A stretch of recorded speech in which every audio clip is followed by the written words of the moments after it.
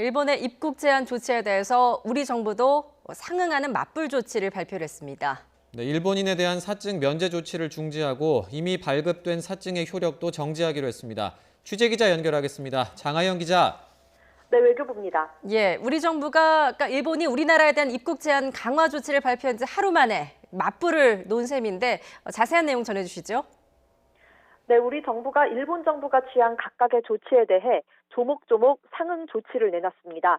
먼저 오는 9일 0시부터 비자 면제 조치와 이미 발급된 사증의 효력을 정지하도록 했습니다. 지금까지는 90일 이내 단기 체류를 할 때 일본인은 무비자로 한국을 방문할 수 있었지만 이게 중단되는 겁니다. 비자 발급 과정에서 건강 확인 절차를 포함시키는 등 발급도 더 까다로워집니다. 일본이 우리에 대해 취한 것과 동일한 조치입니다. 일본의 이착륙 공항 제한 등에 대해서는 추후 인천과 김포, 김해, 제주공항 중 선택해서 상응 조치를 하기로 했습니다. 또 일본의 한국발 입국자 격리에 대해서도 일본의 조치가 예정된 오는 9일 0시부터 상응하는 조치를 취하기로 했는데요. 격리나 입국 금지가 아니라 후베이성 이외의 중국에 대해 취하고 있는 특별 입국 절차를 적용하기로 했습니다. 이와 함께 일본이 우리나라에 대한 감염증 위험 경보 수준을 상향한 것에 대해서는 여행 경보를 2단계, 여행 자제로 올리도록 했습니다. 조세영 1차관의 말입니다.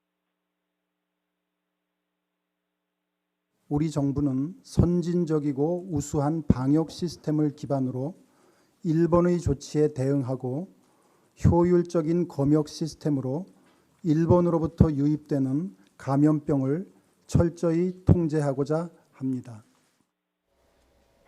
네, 그리고 외교부가 일본에 대한 유감 표명도 다시 했죠.